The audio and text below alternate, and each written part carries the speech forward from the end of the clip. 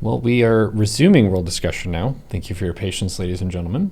Our viewership went up during that. Oh my goodness. We should crash the computer more. We could do a fake computer crash. Oh no, it went down, and then everyone rushes to the scene in concern. Is this okay? Is everyone okay? Yeah, we're fine. Okay, what were you talking about as it died?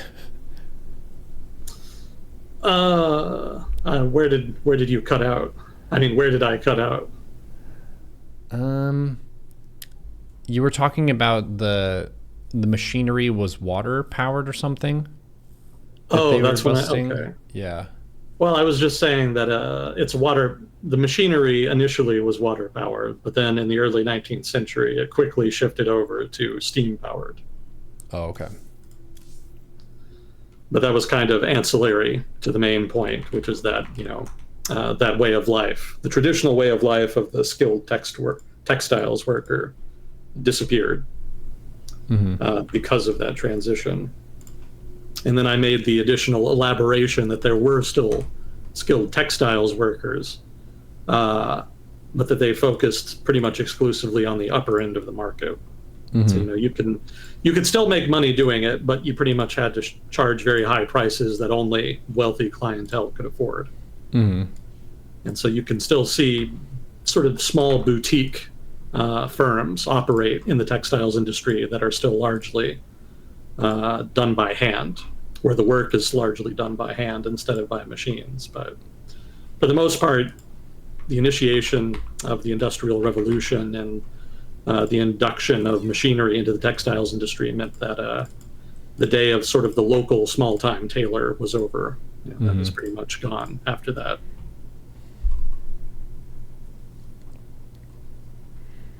It's interesting. Yeah, machines have gradually chipped away at a lot of stuff that we used to just do, as you said, it by hand. But a lot of people still like maybe it's not just the nostalgia, but the attention to detail that comes with something that's made that way. So wealthy people will sometimes pay more for them to be made in a traditional manner, even if it's not the most economical reason to do so. Yeah. Yeah, that's pretty common in a lot of developing countries. Well, maybe I shouldn't say developing countries, but it tends to be more pronounced in developing countries. Basically, in a lot of countries, there's modern dress and then there's traditional dress. And so what countries do is that they'll not infrequently try to subsidize people who specialize in making traditional dress in order to try to keep the tradition alive. As a way of, as they see it, preserving traditional culture, quote unquote. And so in India, for example, there are small-time tailors that receive subsidies from the government to continue producing traditional saris, for example, or other forms of traditional Indian clothing. I think in one case, the Indian government actually went out of its way to try to subsidize the training of new workers in a very particular niche of the industry, to try to relearn how to make a given type of clothing that had actually been out of production for almost a century. And so they wanted to bring it back in order to preserve the culture, and that ended up working. And now the workers they trained have their own boutiques, which produce those generally for like Bollywood types, the sort of well-off people who are very frequently in the public eye.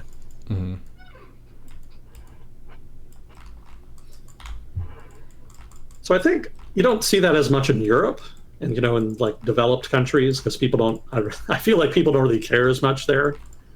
And also a lot of modern clothing is basically just sort of heavily modified European clothing anyway. But definitely in other parts of the world, it's a big deal to a degree. I guess it's mostly just nationalists that care about it. And maybe some people on the political left who don't like modern consumerism, which is frequently in many parts of the world synonymous with Western capitalism as they see it. So, they tend to support that. But then at the same time, modern dress tends to be cheaper. And traditional dress sometimes kind of gets short shrift on that count. Yeah. So, most people just kind of dress however they want, or, however they're required to dress by their employer or perhaps by the government. And then it's kind of a sort of activist minority of the public that goes out of its way to try to wear traditional dress as an expression of their nation's individual culture, nation's traditional culture, if you like.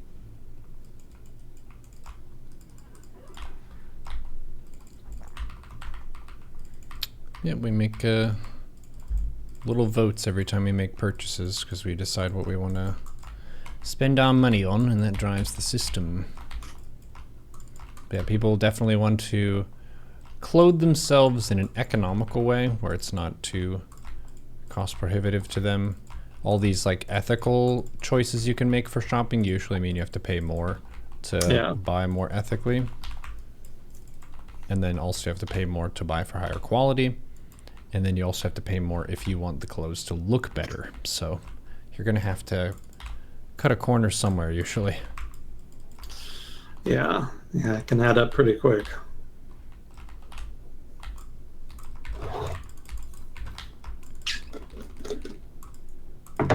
Chad was joking about the Gutenberg printing press putting scribes out of work. It's kind of a similar deal, where there was something that human hands used to need to do, and then you get a robot to do it. And it's like, okay, what do we all do now? Well, we just don't have as many scribes next year. Okay. Pretty much. Yeah, the textiles industry was really important to the Industrial Revolution because that was the industry it mostly focused on in the early era. It was pretty much the textiles industry and the mining industry that really drove the early Industrial Revolution. In the case of the textiles industry, it was basically the machinery that allowed you to spin the thread more quickly and more efficiently. It just significantly increased the productivity of the whole industry in that regard. And then for the mining industry, it actually had to do with water pumps, weirdly enough. What they would do is they would use steam engines to pump water out of the bottom of mines, because that had been a big problem. It was really common for mines to flood, because frequently they were under the water table. And also there were parts of mines that were just always flooded that they couldn't get to. So by using the steam engine to pump the water out, they were able to significantly expand the productivity of mining by extending the life of existing mines and allowing new parts of mines that had previously been underwater to be exploited. Interesting. Yeah, later on, people figured out you could use it to power a vehicle, that being a train. But even then, that was actually related to the mining industry. Because one of the things that, railroads actually predate trains, because they used rails in order to put, they used rails for mining carts. Oh, that makes sense. Yeah, so you would put all the stuff you were mining in the mining cart, and then you would push it out of the mine. And so then people figured out that the steam engines they were using for the water pumps could also be used to pull the mining carts on the rail. And then people got the idea, well, maybe there's other stuff we could pull besides, all of this iron ore. And so that led to the general usage of trains as a form of transporting general goods of one kind or another. And then the Industrial Revolution just kind of flowered out from there. In a sense, you could say that the Industrial Revolution kind of had two tracks. One of them was the transportation revolution that was augured by the steam engine and trains. And the other one was more of just a commodity revolution, which was augured by the Industrial Revolution in the textiles industry. Because before that, Europe didn't have a lot of commodities that it could really sell to the broader world. In so much as it did, it was stuff that they stole from the Americas. Like gold, for example. Largely mined in the Americas would be taken by the Spanish and then would be used to buy stuff in Europe, and then the gold would proliferate there and then would end up in Asia as Europeans used the gold to buy stuff over there. But what the what the Industrial Revolution and the textiles industry did is it gave Europeans a commodity that they could trade. That being sort of low to medium quality textile goods of one kind or another, generally cloth or maybe finished goods in the form of clothing, although I don't think that happened until later. Mostly it was cotton cloth at first. And because they had such a competitive advantage in terms of cost, because the machines could produce them so efficiently, Europeans were able to kind of flood the field and significantly gain market share in global textile markets. And that was one of the first times that Europe had really been able to do that with a commodity that was sort of homegrown, so to speak. Before, commodities had to be native, right? If you wanted to dominate the market in spices, you had to grow the spices. So you needed some kind of valuable natural resource to be a major trader. But Europe just didn't have that for a long time. But machinery allowed for the introduction of what you could kind of think of as artificial natural resources. Or maybe artificial resources would be better since they're not natural. But that gave Europe a new advantage in trade that kind of tilted the field in its favor, and continued to do so as they came up with more and more industrial goods to sell abroad. Interesting. Yeah, between the two, the trains were probably the more important. Textiles are nice, but ultimately trains and railroads allowed for the shrinkage of time and space, which is not something you can do with cotton cloth. The revolution in commerce augured by connecting what had been previously disparate markets significantly lowered costs and allowed for specialization in different markets so that they could specialize in the stuff that they did the best, and allowed much more efficient production and subsequent distribution of goods than had previously been possible. And of course, there was the whole virtuous cycle, where you had railroads cropping up, becoming profitable, so that incentivized further investments in the technology, which led to technological innovation, which then led to new production, and then further investment, further innovation, and so forth.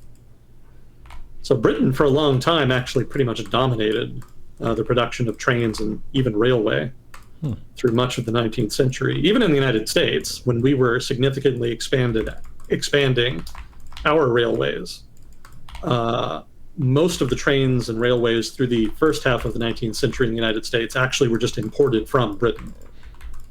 We didn't start making our own until mid-late 19th century. It took us a while. But that was just how much of an advantage British producers had. They had been the first movers, and so they were able to produce the best stuff and frequently the most cutting-edge stuff as well, since they were the ones investing in the technology and continuously developing it. It took a pretty decent amount of time for other producers in other countries to kind of pick up and be competitive. Obviously there were examples of homegrown railroads and whatnot being designed and built in other countries, but the British were easily the market leaders through much of the 19th century on account of the first mover advantage. And that really powered much of Britain's economy for a good chunk of the 19th century. All of the exports to America, for example, were a significant factor there to Britain's ascendancy to the world's leading industrial power. And India as well. Between India and the United States, British railway exports, or maybe more accurately, exports related to railroads, were very high and a significant driver of revenue and economic growth. It was actually kind of weird in the case of India, though, because obviously Britain kind of took over India, so it wasn't really voluntary there. What they did is they actually used local revenue, local tax revenue in India, to pay for an expansive railroad network, which was mostly intended to make it easy to move troops around, but also had the additional advantage of facilitating significant amount of commerce. The funny thing, though, about the railway construction in India during the 19th century is that the British government in India didn't really care about cost. They actually had a special program where they would match the costs of production. That is to say, whatever the cost was of installing railway and starting up new companies and whatnot, the government promised to match whatever the local companies spent on that dollar for dollar. And the idea was to subsidize it, to make it cheaper, to cover the costs so that production would be faster and more expansive.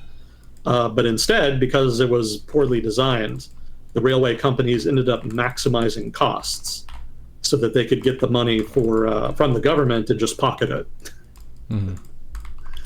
So as a result, India ended up with what were, by 19th century standards, a gold-plated railway network. Like, it was significantly more advanced and expensive than it needed to be, specifically because of corruption, specifically because the railway companies wanted to take advantage of this cost-sharing scheme by the British government in India. So India in particular was a source of significant revenue for the British railway industry, just because they were ordering all of the most expensive stuff they had on offer. That's funny. Give me the most expensive option you have. Don't worry, it's covered. Yeah, you got to be careful with that cost matching stuff, because governments will do that even today. So you need to be able to design the program in such a way that you're not just incentivizing overproduction and more expensive production. You know, you do just want to incentivize some production, but not anything terribly beyond what you would have seen otherwise. I feel like something like tax incentives would be more common today. I think that's the preferred approach in the 21st century.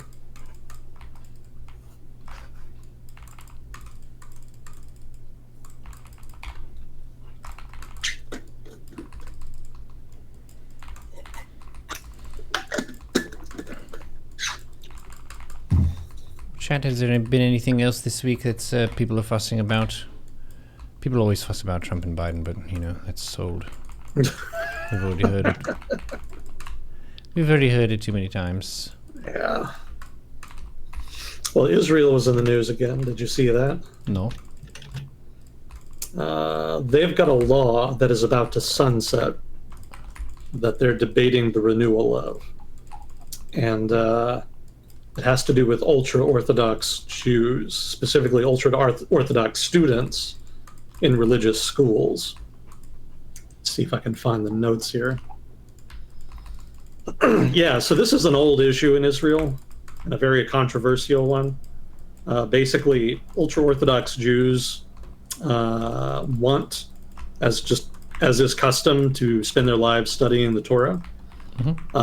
And so what they asked for and got is an exemption from conscription. Because in Israel, you have to serve in the military for, what is it, like a year or two? Yeah. That's universal service for everybody.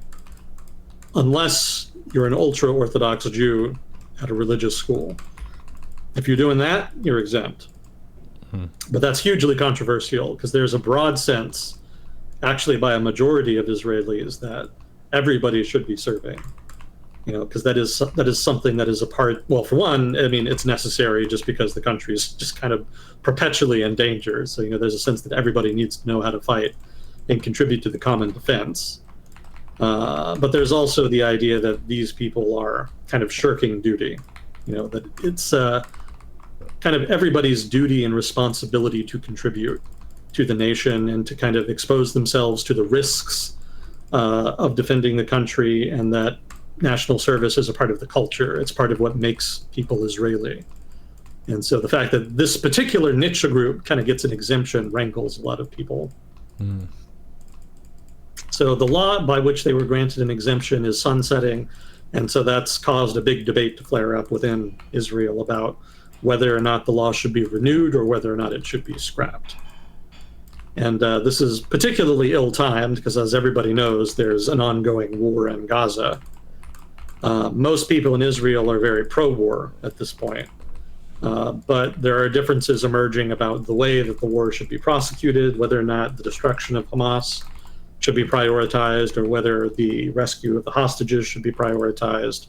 There's a lot of pre-existing, pre-war rancor about Netanyahu in particular that is still ongoing and the source of significant division within Israeli politics. And so on top of all of that, now you have this old thorn in the side of Israeli politics, which is causing these old divisions to kind of widen.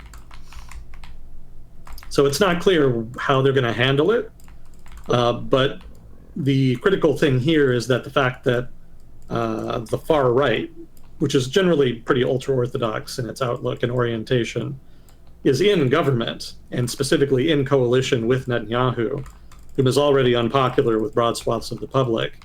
is making him even more unpopular, because it's the ultra-Orthodox parties in Israel that are the most in favor of renewing the law.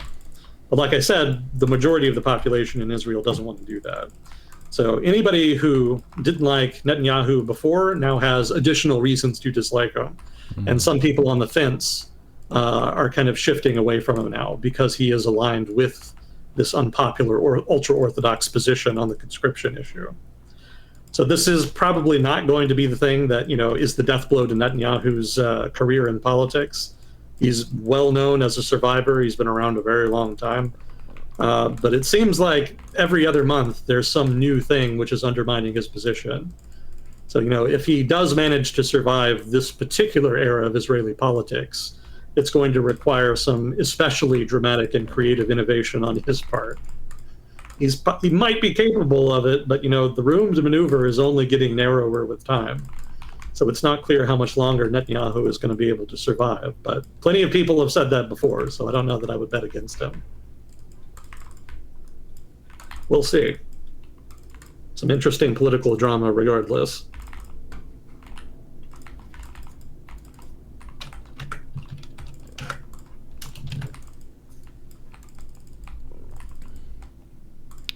Those who didn't like him less. Those who already liked him, well, it's your chance or your opinion. Everyone's allowed their opinion. One thing that I was thinking about this week was how by flirting with high office of leadership, you can get out of certain kinds of prosecution. And this isn't just a USA thing. Netanyahu is also kind of in this situation where he has upset a lot of people for a variety of reasons. He's been given some accusations and so on of corruption and this kind of deal. In the US, we have actors of similar situation, somewhat. A bit similar. Because if you're in a high office, it often gives you immunity to things, or you have the power to delay certain things to keep yourself somewhat out of trouble. Mm-hmm. Unfortunately, it's something that Netanyahu and other similar politicians in other countries have taken great advantage of. Mm-hmm. But they're still popular, so it's hard to get them out. Yep.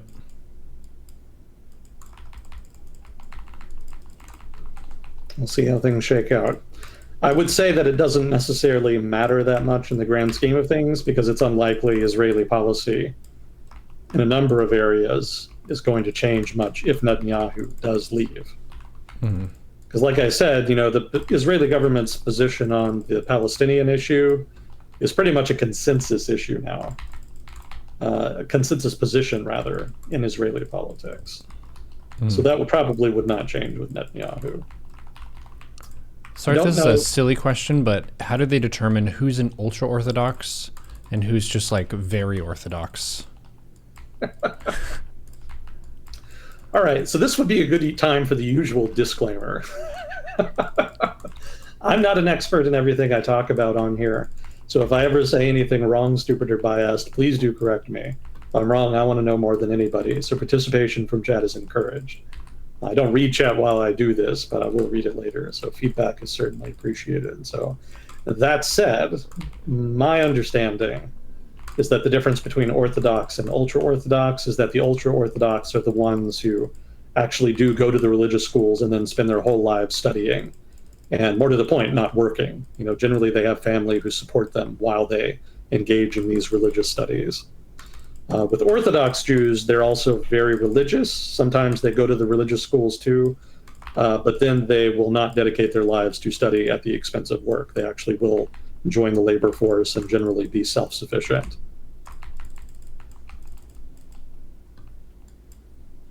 That makes sense. So it's the difference between being very religious and dedicating your life to your faith in the way that you don't do a lot of normal stuff. That's my understanding. And so, of course, I invite correction, because I'm sure somebody in chat probably has more of the nuance than I do. So that correction would certainly be most welcome here. He's saying he doesn't know too much about it. You're saying you're not an expert in Jewish studies. That's fair. I'm afraid not. That's fair. I'm not either, so if we mess anything up, please do correct us. Also, it's fun to have first-hand accounts too, so if you're from a country or an adjacent country and you have stories on the ground, that's cool. Please do share.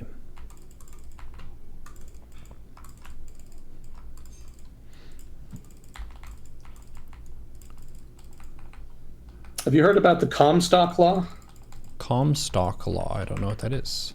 It's an old vice law from the 1870s that was passed by the federal government in the United States. Huh. It forbids the movement of obscene materials, quote unquote, through the mail across state borders.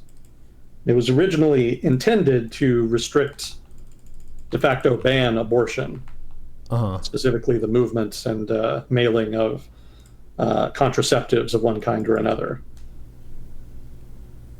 But it also implicitly targeted abortion in so much as abortion pills became, well, I guess abortion pills were later. So I guess I should say it originally targeted contraceptives, but later on it implicitly also targeted abortion.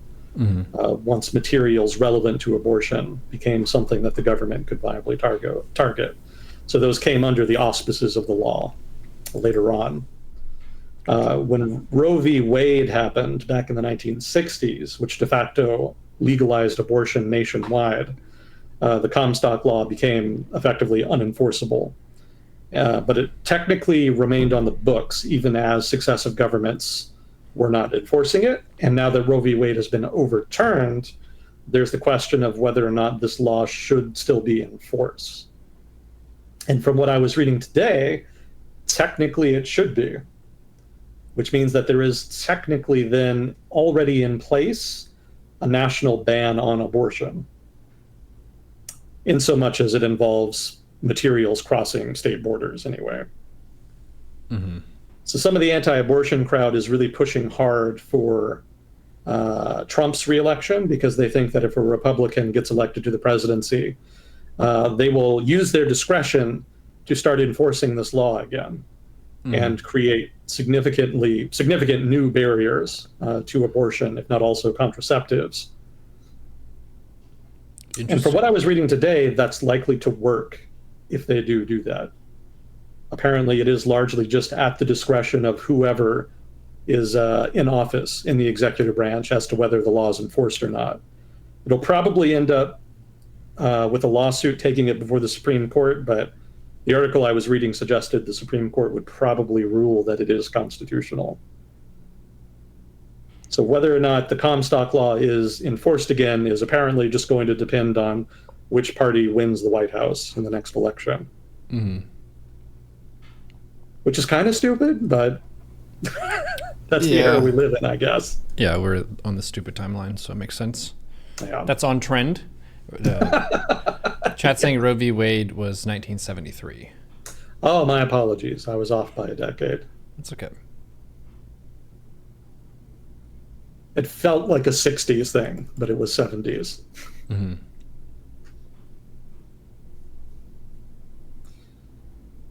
Yeah, it probably would have been smarter if some of the pro-abortion, I guess they don't call themselves pro-abortion, do they? But I guess the pro-choice crowd, it would have been smarter if the pro-choice crowd at some point in the past half century had revoked the Comstock law, if at all possible, but apparently it was not thought necessary.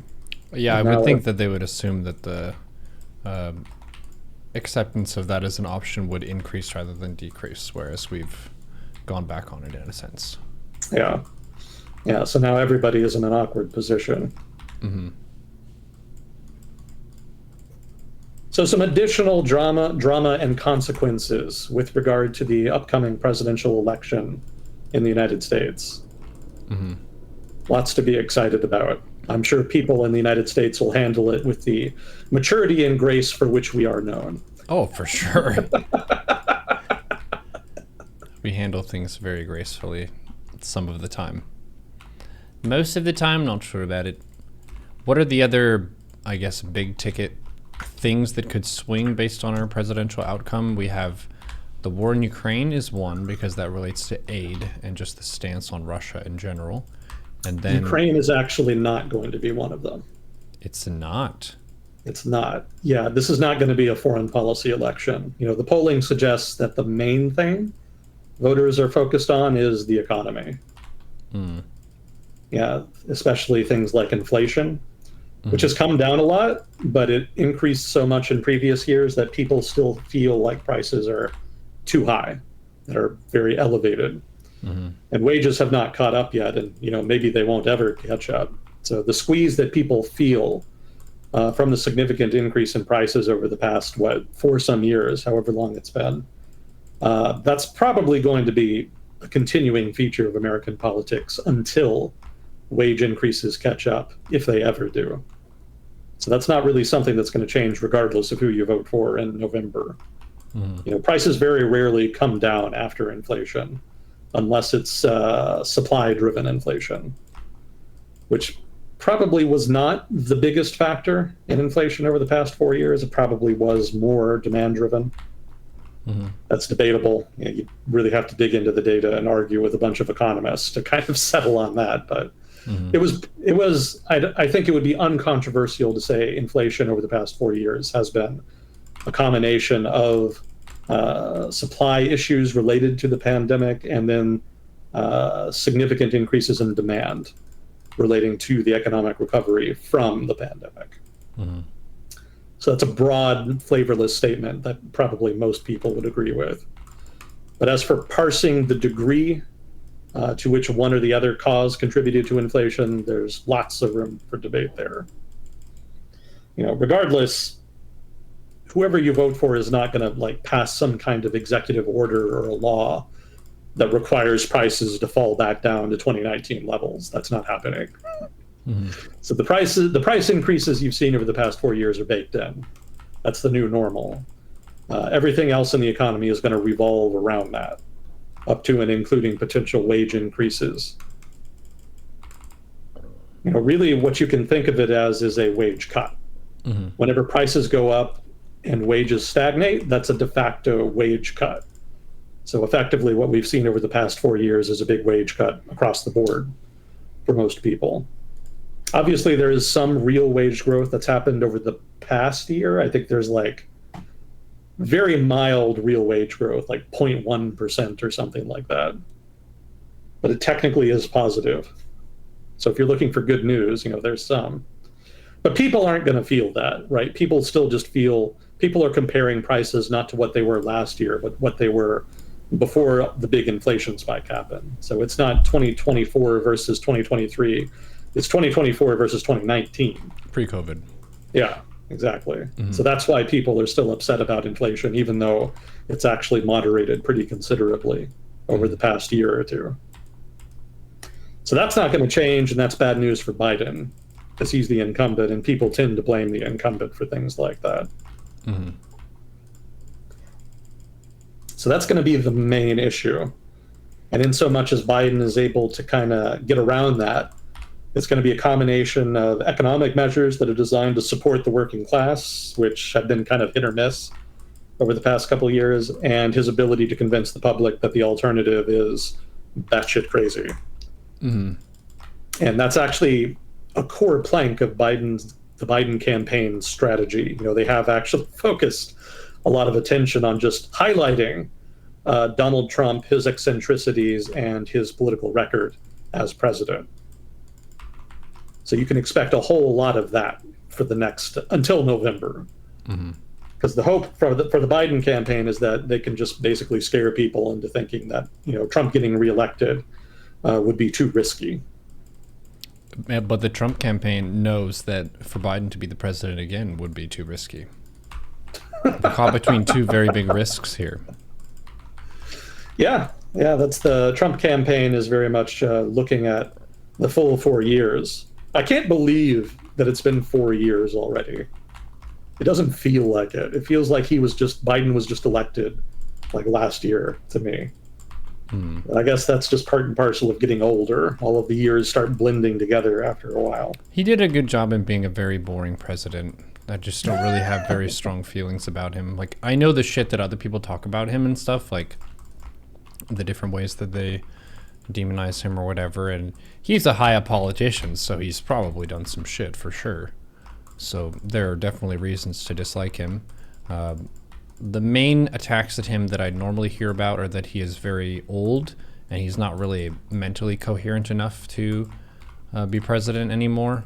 And I'll be honest, I don't listen to him talk enough to really have a super strong opinion. I guess I could. It's noticeable. Yeah. I'll say that. You definitely will notice it when you listen to him talk. Yeah, well, I mean, I totally agree with the notion that you want your leader to be of sound mind and to be in good health. In the case that bad stuff happens, they need to be able to rise to the occasion and so on. You don't want them like just barely hanging in there, but it kind of feels like the Democratic Party wants to take the low risk option of an administration that's just so centrist and kind of normal and similar to Obama, which worked in the past. That's who they want to send out. Yeah. I would certainly like someone who is more like peppy and younger and more of a visionary and stuff to kind of lead with some charisma. Biden's like, I don't know. It does give us that, do you want to choose the boring or the exciting option? Both options have their own wickedness baked in. And I'm not saying they're both equal to each other in wickedness, but there are arguments that people are making on either side. But stylistically speaking, I think people wouldn't really argue too much with the notion that Trump is the one who wants to ham up the pizzazz constantly, and Biden's trying to represent normalcy. Yeah, that's what it's going to come down to. That's definitely how the respective campaigns are sort of presenting each other. Mm-hmm. You know, which narrative proves to be stronger is probably just going to have to be decided on Election Day, and it's probably going to be very close. Mm-hmm. You know, there's a lot of people angry at the Biden administration for a variety of reasons. Mm-hmm. Some more substantive than others. You know, again, like I said, not a whole lot they can really do about inflation.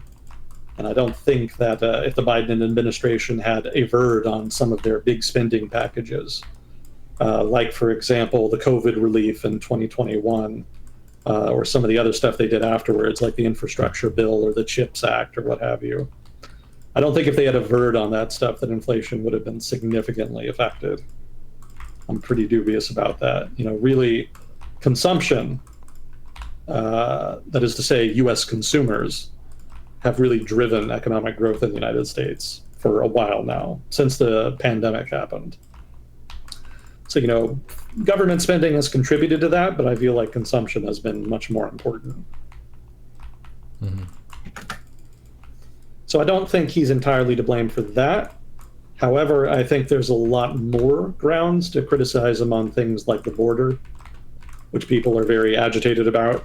That's, you know, if I had to pick another item that would be a significant factor in the election besides inflation and the economy, it would probably be the border. Border with Mexico, to clarify. Yeah, because there's a lot of people crossing. You know, it's like reaching historical levels. So that has a lot of people very agitated, especially on the right. And media has been, you know, definitely drumming that up. Mm-hmm. And that's an issue that he's not especially strong on, you know, because he did oversee, with the onset of his administration, a significant spike in crossings. And so the question is, how much of that is due to his administration's policies and how much of that was due to recovery from the pandemic? Because obviously everybody's economy tanked during the pandemic, so there wasn't really much incentive to cross the border. So it took a while to recover from that. But then once it did, then you saw numbers spike considerably. It wasn't just the normal flow of cross-border traffic. It was also the people who had been delaying the trip because of the pandemic restrictions.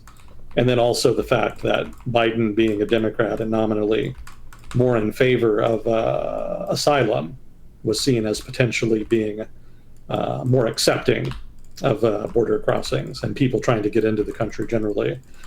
So, you know, there's different factors at play that probably contributed to the spike in 2021.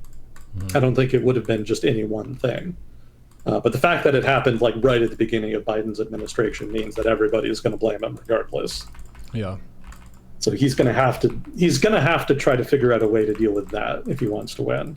I don't think he's going to convince anybody that, you know, the border issue, the border crisis, if you like, is not because of his administration. I think the fact that it started at the beginning of his administration is going to be a stretch. is going to be like too big a barrier for him in that regard. I think he's going to have to argue around it rather. And that's actually what you've seen him doing. Like the Biden administration has lurched to the right on the immigration issue. You very much saw that in terms of the bipartisan border deal that was drawn up and almost passed before, Trump basically threatened any Republican that voted for it with a primary challenge.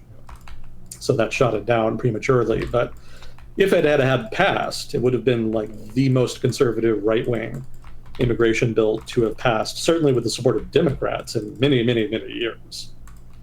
And of course, that has a lot of people on the left very upset. The perspective on the progressive left with regard to that bipartisan deal was, why are we even voting for Democrats at this point? They're basically just Republicans. And so the Republicans, for their part, thought that the border deal was a sham, because even if the deal had passed, it still would have ended up allowing a significant number of people crossing into the country. For them, any kind of deal should result in 0 crossings. Not some elevated number with restrictions, which is not realistic, regardless of outcome. The people are going to cross for sure, regardless. But the partisan divide on that was just big. And it's been a very difficult rope for Joe Biden to try to balance on. I don't know if it's going to be possible, but he's trying. Again, he shifted to the right on that issue to try to diffuse pressure from the right on what is, for him, a fairly vulnerable problem. So that's why, again, he's focusing on emphasizing Trump's eccentricity and then trying to drive home the idea that he has done things for the working class that few presidents in recent memory have been able to do. Again, being a fairly pro-union guy, passing the infrastructure bill, this kind of stuff, government spending type stuff. That's going to be the crux of his argument for why he should be reelected. And Trump, in turn, is going to say everything has gotten worse over the past 4 years. Inflation got worse. The border crisis got worse. Weren't things so much better when I was president? Which for a lot of people they were. And so vote for me on that count. There's also some culture war stuff, but that's not as prominent, I feel, in this election than it has been in others, which I think everybody is pretty grateful for at this point, in so much as that's true. But yeah, it is still going to be a very contentious, close election. There's still a lot of upset people in the working class in the United States. They feel particularly aggrieved, and they don't really feel like their issues and problems have received enough attention. So that's definitely a point in favor of Trump, since he is sort of the alternative to the status quo, the establishment, which Joe Biden is very much a part of and associated with. So we'll see. I think one of the things that happened during the Republican primary that's worth noting is that Nikki Haley's very much doomed to failure bid for the nomination kind of illustrated that there's still a lot of discontent about Trump within certain quarters of the Republican Party, specifically suburban voters, and especially female conservative voters in the suburbs. That could be the Achilles heel of Trump's reelection campaign, because that's actually the same voting bloc that basically lost him the 2020 presidential election.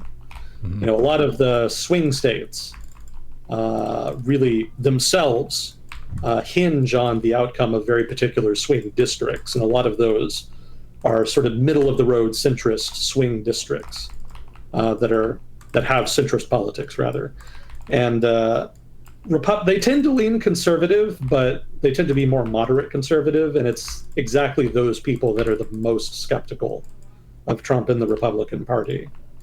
So Biden could actually poll worse than Trump and still win if he can win those districts. That could hypothetically be enough for him to win the swing states he needs to win re-election. So polling could be another wonky thing this year. We'll see. I think Trump is leading in pretty much every swing state right now. So it seems like he has the inside track at the moment, but I'm sure the Biden campaign has lots of stuff planned over the course of the next year, and that doesn't even account for all of the random shit that's going to happen that nobody can predict. So kind of like what I said last time when we were talking about this, nobody's going to be able to predict the outcome. Most likely it's just going to come down to the wire on election day, would be my guess. barring some kind of unpredictable dramatic shit happening between now and then. But yeah, if you're wanting to know what factors you should be paying attention to as far as predicting the outcome of the presidential election, inflation, the border crisis, Trump's personality, however you want to define that. Like, the more stupid shit he says, the more he kind of undermines himself, because that just plays into the Biden campaign's whole argument that he's just too unpredictable and too unsuitable to the office to be elected, for people to vote for him. So, Trump's general eccentricity is something else to watch. And then also watch polling on swing districts and swing states, specifically suburban voters, and especially female suburban voters. That's all pretty important stuff to keep your eye on over the course of the next couple months.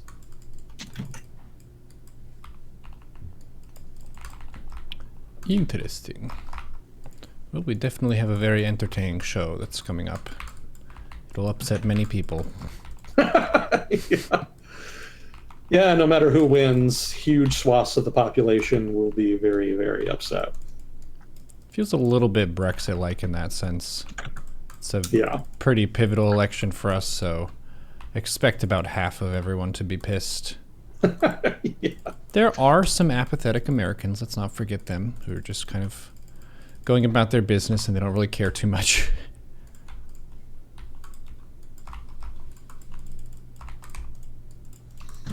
Let's see, we're doing okay on time. Yeah, I got about another hour. Okay. I noticed we had some questions. Yeah, you can go at them. Let's see. Paris's mayor made a statement about Russian Belarusian athletes not welcome at the Olympics. Does she even have the authority to enforce that? No, I don't think so. Because I think I think the whole Olympic Committee, France's Olympic Committee, is basically run by the national government. So I don't think the mayor of Paris is going to be able to actually do anything about that. I think she's just running her mouth, or his mouth. I guess I don't know which gender they are.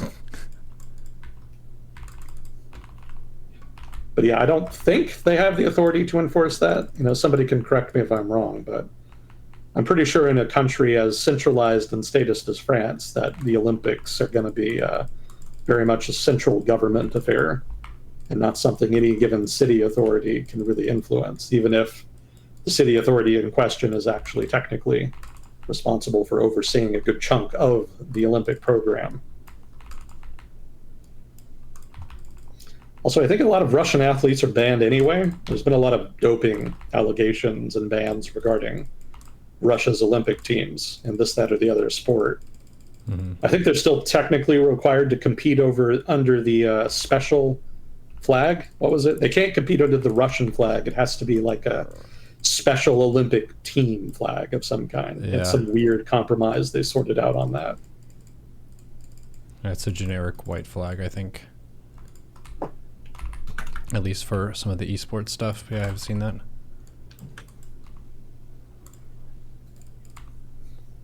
Let's see. Yeah, I keep forgetting the Olympics are this year. There's so much other stuff going on. It's kind of like bottom of the list in terms of priorities. Mm. It's going to be interesting when it happens. There's probably still going to be dramatic shit happening in other parts of the world that they'll have to compete with. We'll see how that goes as far as ratings. Well, we'll see. What do you think of Peter Zahan's argument that the current rise in capital costs and inflation is actually mostly due to the baby boomers mostly being retired now and liquidating their retirement wealth? It's the first time I've heard the argument. Certainly demographic factors relating to the baby boomers are going to have a big impact. But I don't think the rise in capital costs is a manifestation of that. Like rising interest rates is very much a purposeful thing done by the Federal Reserve in response to inflation. It didn't have anything to do with, the Federal Reserve did not predicate that decision on the retirement of baby boomers. And even if baby boomers are retiring now and quote unquote liquidating their retirement wealth. That doesn't mean that wealth is just removed from the financial system, right? Presumably somebody is buying their assets. So those people are going to take those assets and then put them back in the market, right? They're just going to sit on them. Mm-hmm. So I don't think that's a big deal. Maybe if I heard more of the details of the argument, maybe I would find it more convincing. But just on its face, that doesn't seem realistic to me. I think in terms of the economic impact of the baby boomers retiring, the bigger thing is in terms of employment. Perhaps more specifically in terms of skilled employment. So there's a lot of baby boomers who just hung on to their jobs as long as they could. And now that they're retiring, there's not really much of a bench of talent behind them ready to take their position. Because a lot of companies just didn't want to spend money on training. And so now that their talent is retiring, they don't have anybody in place that can move into that position. So there could be a major skilled labor shortage coming as the baby boomers start retiring. And there could in turn be a big rush of either corporate training programs or alternatively a big push by corporations to allow more immigration so that workers who have been trained abroad can come in and fill those positions. I feel like given the populist direction US politics is going, probably not going to see big liberalization of immigration anytime soon. That seems a little unlikely to me. So probably there's going to be a combination of training and then also just inexperienced people being pushed into those positions who aren't ready for them, which could make some waves in terms of corporate profitability, since there's going to be a big learning curve that those people have to go on to kind of learn the trade of whatever business that they're working in. But just how dramatic that is and if it has, whether or not it has broader macroeconomic implications, it's too early to say. Labor markets will feel the brunt of it, but it may be that it's just kind of a blip in the road in terms of like 10, 20-year economic growth.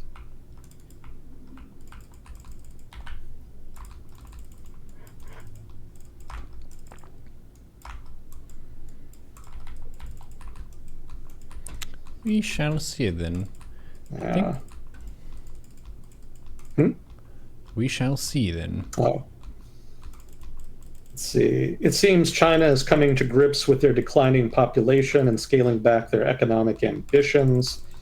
With birth rates falling worldwide, how might other regions handle a transition to a shrinking population?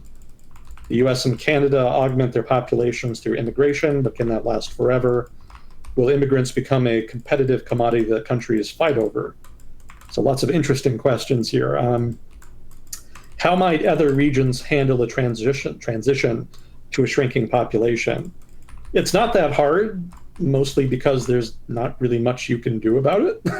Lots of countries have tried to run against the grain and institute pro-natalist policies that are designed to try to boost population growth or otherwise arrest population decline. And none of them have really worked for the most part. You know, there have been some noticeable changes, but nothing significant enough to get birth rates above replacement rate. So as far as fighting the tide, that seems pretty futile, given the results of efforts thus far.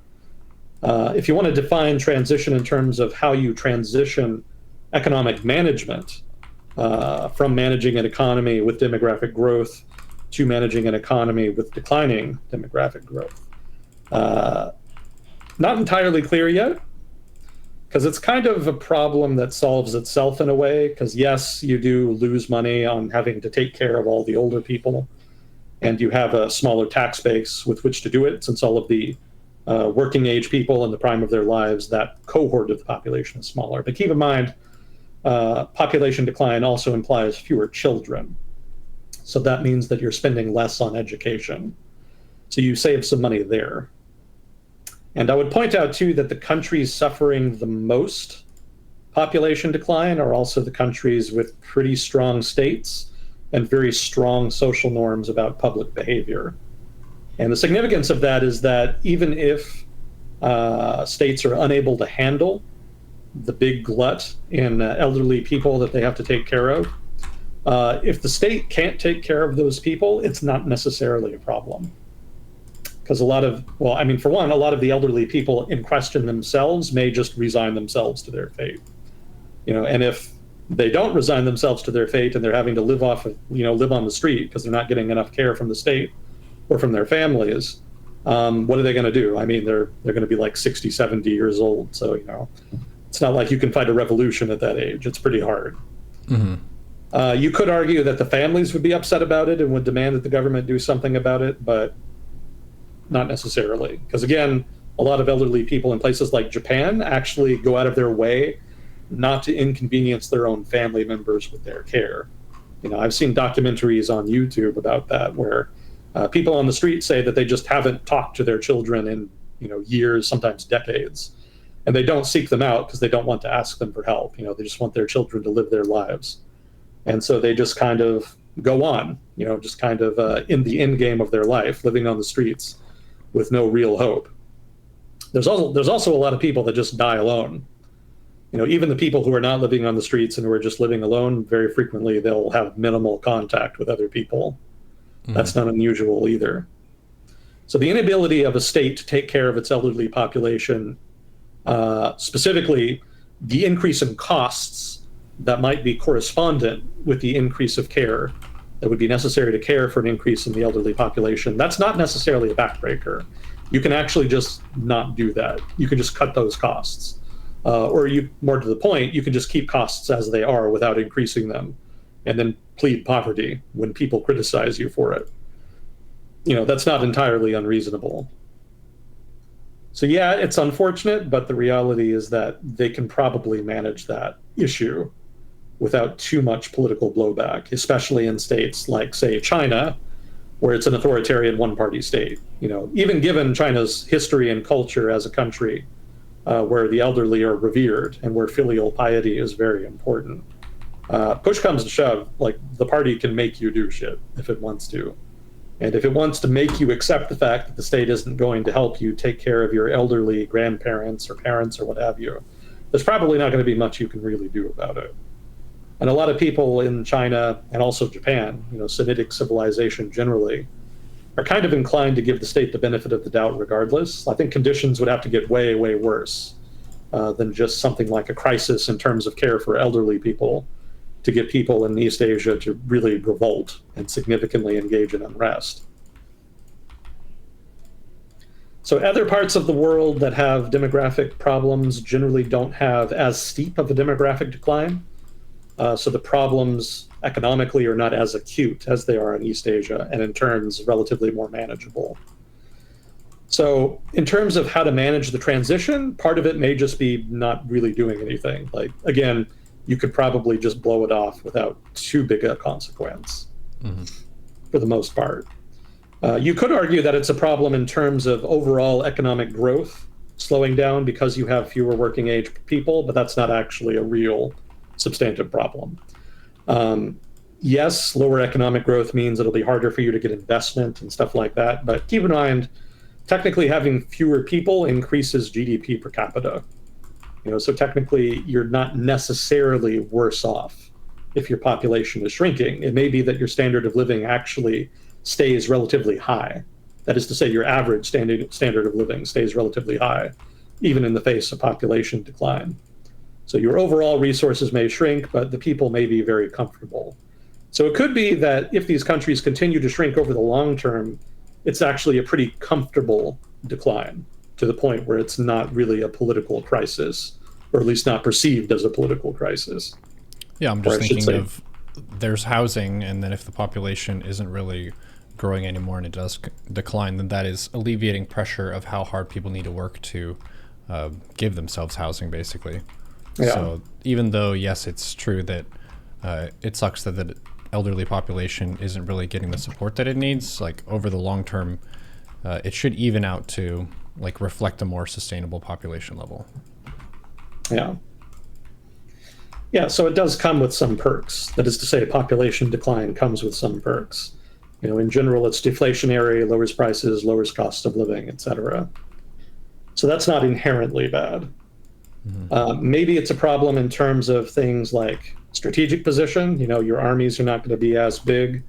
You're not going to have as diverse an economy because fewer people means fewer firms, fewer industries.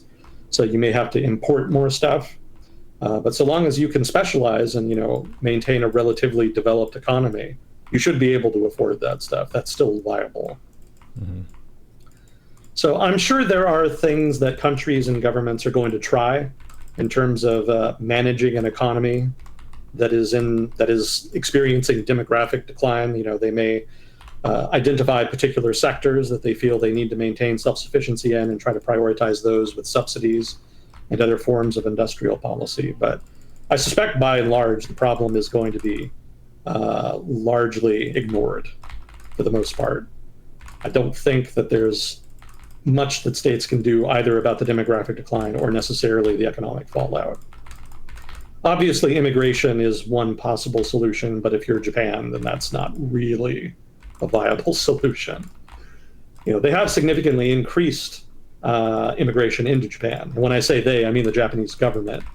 They have given out more visas to people to work temporarily in Japan. But that's the key word, temporarily. They're not letting people migrate in and staying and letting them sort of assimilate and become Japanese. Like, these people are allowed to stay for fixed periods of time and then they have to go home. So that is how the Japanese government is preferring to deal with shortages in certain key industries, like, say, nursing, where there have been acute shortages of staff on account that is probably largely due to demographic decline. Did you say there were acute shortages of nurses, or that there were acute short nurses? Just trying to keep the facts straight here. Shortages of nurses. Okay. So that's the first part of the question. The second part was, the US and Canada augment their populations through immigration, but can that last forever? Yes, effectively it can.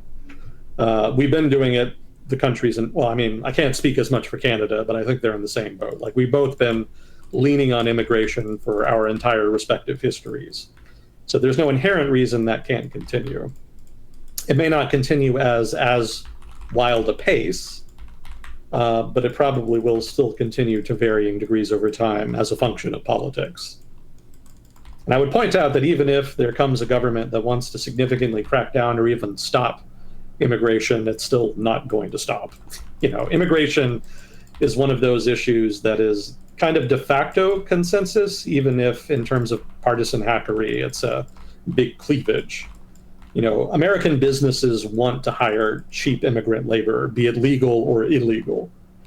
And there's a lot of people on the political left in the United States that are either themselves immigrants and who kind of favor continuing to allow them to come, or they're sort of progressive liberals who perceive anti-immigrant politics as being somehow prejudicial. So there's actually considerable agreement across the political spectrum that immigration is okay. But there are segments mostly on the political right that are very opposed to it. But even if both parties say that they're for regulated immigration, in effect, that's not what they're doing, right? In effect, they just kind of continue to allow it. And to be fair, as we've discussed before on here, like, there's a limit to there's a limit to the degree to which any government can really control its border. And that's especially the case when there's shit tons of people are crossing the border, as is the case with the US border with Mexico right now. Like, even a state as wealthy as the United States has very limited options in that regard. Even if you started shooting people and mining the border, like, there would probably still be a lot coming through. That's just the reality of the situation. The scale of the problem is much bigger than any given mere administration can realistically solve. So yeah, there's going to be a lot of immigration into the United States, almost regardless of outcome. I would point out, and this is something I pointed out before, the main reason they come to the United States is because people in the United States hire them. People talk about asylum seekers and whatnot, but realistically, most of them are coming here to work. That's sort of the reality of the situation. So stop the hiring, you probably stop like the vast majority of the immigration. But the US economy keeps growing, demand for labor keeps growing, people want to hire them, they can get here, so it's going to happen. Like, it's just one of those economic laws of gravity. I think somebody in chat, the last time I talked about that, said that, it's hard to stop murder too, but we still ban that. And that's true. But immigration is not murder. Those are two very different things. And I don't feel you can treat them the same way in that regard, right? It's more like drugs, right? People want drugs, whether they should or they should not, they want them. And the United States is the world's leading consumer by far. And despite the fact that the federal government of the United States, as well as all levels of government of the United States, along with partner governments outside of the United States, have tried to stop that trade, it has not worked. And it's most likely not going to work. Like, the drugs are going to get through. Labor is another commodity, right? We don't like thinking of people as commodities, but labor is effectively a commodity. And if people want a commodity, whether you want them to want it or not, whether you want them to have it or not, they're going to get it, right? If you ban illegal immigration, that is to say, if you ban immigration, rather, you're just going to drive the trade underground, just like what happened with drugs. And most likely, you're going to be as successful as the government has been in the war on drugs and stopping illegal immigration, right? The commodity will get through one way or the other. Again, economic law of gravity. That's just free trade happening. So it's extremely difficult to stop. And I don't say that as somebody who wants to advocate for like open borders. I'm not making the argument one way or the other that there should be stronger, weaker borders. I'm just saying, like, this is the force that you're trying to deal with. Regardless of how you want to address the problem, any realistic public policy assessment of the problem has to start with the recognition, one, that economic demand is there and that it's extremely difficult to stop it, right? Those are like fundamental facts about the immigration issue. So the reality is that a lot of the immigration politics in the United States are mostly theater. Because again, a lot of people on the left want them here for sometimes weird reasons. It used to be a consensus issue, but I guess it's not anymore. And then on the right, the Republican Party says they oppose it, but then most of the donor class that actually gives money to the Republican Party actually is low-key okay with it, because they actually do hire a lot of those people. So everybody pretends it's a bad thing, and then everybody benefits from it. So make of that what you will. As an economist, I speak as an economist here, I note that a lot of people benefit from it and low-key do not actually substantively ever address the problem, even when they have the power and authority to do so. So I infer then that economic interests, in so much as they are, by extension, political powers and politically influential, have effectively stymied substantive action on the problem and are happy to let it proliferate because they see it as beneficial. So yeah, to answer the question, to bring this full circle, yeah, I think that the US and Canada will continue to augment their populations with immigration perpetually. Maybe give or take some degrees based on how much the government wants to crack down, but like even if you try to stop it, you can't realistically do that at this point.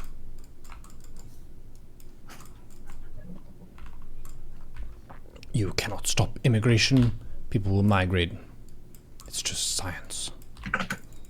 So the third part of the question, will immigrants become a competitive commodity that countries fight over? The answer is actually yes. It's not something that we're going to do here in the US because, we already have a shit ton of people crossing the border, many of them illegally, to work here. So we already have a pretty steady supply in that regard.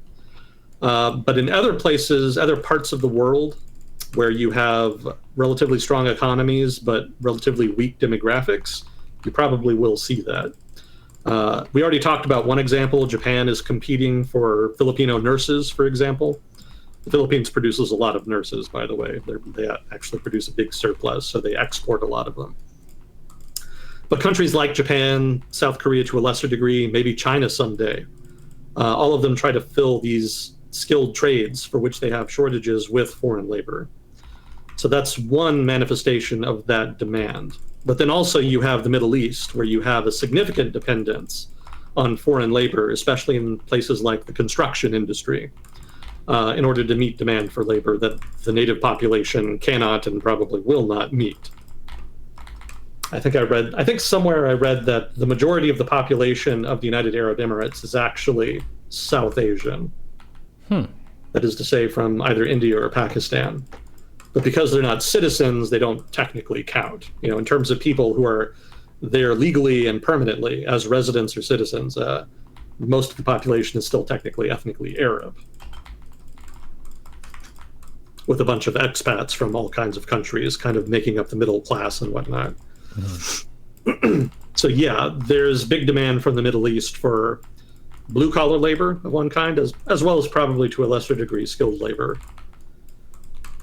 So in time, as other countries experience more and more acute problems with population decline and in turn shortages of labor, you probably will see more and more demand for the labor of those countries for whom there is still a surplus of labor that they can export. So that means India, Bangladesh, the Philippines, maybe some other Pakistan. Those countries will probably benefit in so much as their labor will be in demand, and they will probably be able to get better wages once that competition happens. That's going to beg a broader question of what happens if countries that are trying to get labor that they need can't get it. So maybe that creates some foreign policy tension where maybe there's an incentive to conquer a country so that you can get the labor, or maybe use coercive methods of some other variety, be they economic or some other nonviolent form of diplomatic pressure, to try to coerce them into providing the labor that you need. Or maybe you just have to pay more and make cuts in other parts of your budget to be able to afford it, either at the economic level or the government level.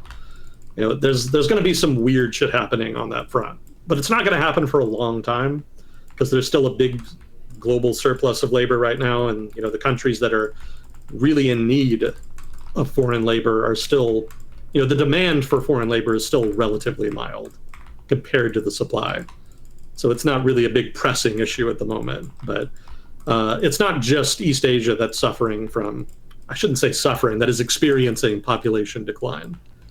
And over time, labor shortages, assuming current demographic trends continue, will also be seen in places like the Middle East, parts of Southeast Asia. These other places are going to have the same problem eventually. And that's going to significantly spike demand for those parts of the world for which there is surplus labor. So we'll see how that pans out maybe like 30 to 40 years from now. Maybe that's the time frame in which that'll actually be a relevant international issue. But that's a ways off. Like for now, not a big deal. But yeah, the question, Fuzzy Cord is right. Like immigrants will eventually become a competitive commodity that countries compete for. We're just a ways off from it at the moment.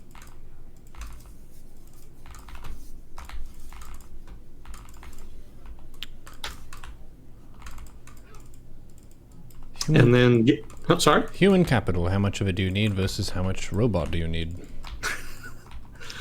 Well, I guess, yeah, that's a good point, actually. Like, if you can't get the immigrant labor that you need, that does suggest then that the only alternative is capital-intensive growth, substitute capital for labor. In other words, machinery of one kind or another, technology of one kind or another. But the technology may or may not be there. Like, it may or may not be viable or feasible to do that. And that'll probably itself have a big impact on the trajectory of outcomes on that issue.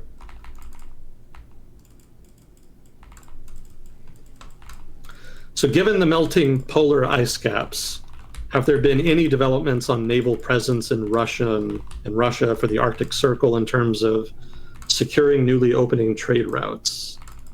No, I'm not aware of any new developments on that regard. I think this is something that, for those of you not familiar with this topic, the polar ice caps are melting, and that's especially relevant in terms of the North Pole, because unlike with the South Pole, there's not a huge-ass continent there in the North Pole.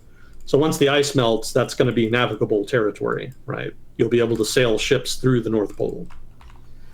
And once that happens, there's going to be a big shift in terms of trade routes, because you can actually go from Europe to Asia much more quickly going across the Bering Strait, which is the strait between Alaska and the Russian Far East, than you can going through like the Suez Canal or the Panama Canal or what have you. So the trade route between Europe and East Asia will be significantly shorter once that route is navigable.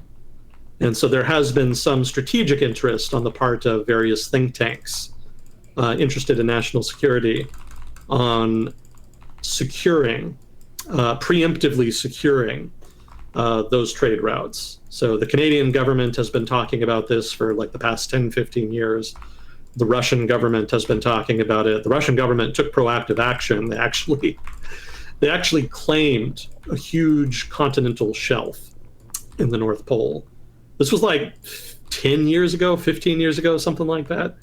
They actually had like a robot plant a Russian flag on the continental shelf, and they filmed it and they made a big deal about it, how that was all technically Russian territory, and that by extension Russia had claim to all of the resources in that territory. So, that's not exclusively about trade routes, that's also about resources, but it was also about the trade routes, since the Russian government was also claiming suzerainty over the territory through which ships would pass if the Northwest Passage, that is to say, the passage through the North Pole, were opened and navigable. But there hasn't been a lot of development on that. There's been a couple institutions made. There was like an Arctic Council that was created with countries along the Arctic kind of agreeing to meet together and talk about common issues. The Canadian government has talked about investing more in icebreakers and trying to bulk up its military's presence in the north, in the region of the Arctic. But other than that, not much. I don't think there's any international deals in that vein. I don't think it's a big priority. Think tanks have been thinking, there's been more think tank attention to it than I think government attention. Although some of that money may be coming from governments. Think tanks are not always transparent about who's funding their research and why. I did notice about like 12 years ago or so, there was a big surge in interest in the Arctic as a strategic issue among think tanks. And it seemed kind of random to me. It seemed to come out of nowhere because I'd never really seen the Arctic discussed much before that. So that may have been emblematic of a significant push by this, that, or the other government, or maybe a corporation, to significantly fund research on the topic so that they could kind of get an early impression of what they should be doing in that vein. But as far as I know, the research and recommendations from think tanks on the issue have been relatively weak. I think Russia has tried to be ambitious, but the reality is that nobody else has really recognized the claim over that continental shelf, unsurprisingly.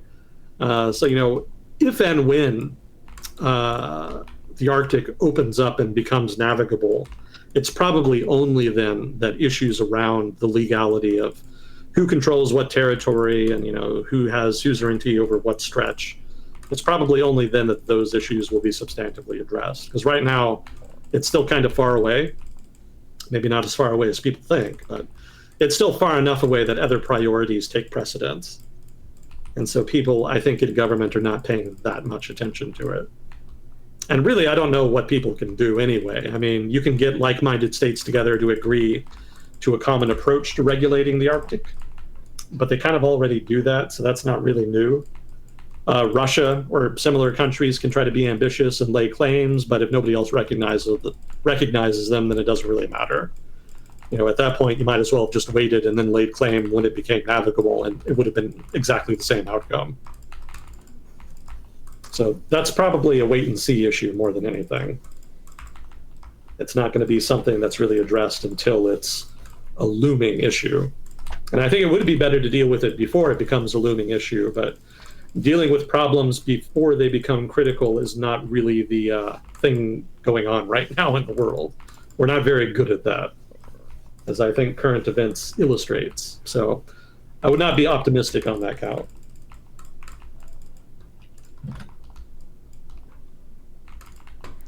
Well, at least the plus side is the name Arctic Council sounds like a really cool organization.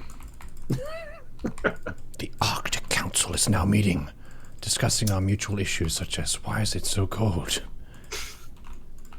Yeah, China actually wanted a seat on that council, which is a little weird because they don't have any territory astride the Arctic, but the Chinese government was invested enough in the issue that they wanted a seat and tried to lobby to get one. But eventually the United States lobbied against it and won the day, so China was not able to get that seat. That's probably as exciting as the geopolitics of the Arctic as a strategic issue have been over the past 10 years.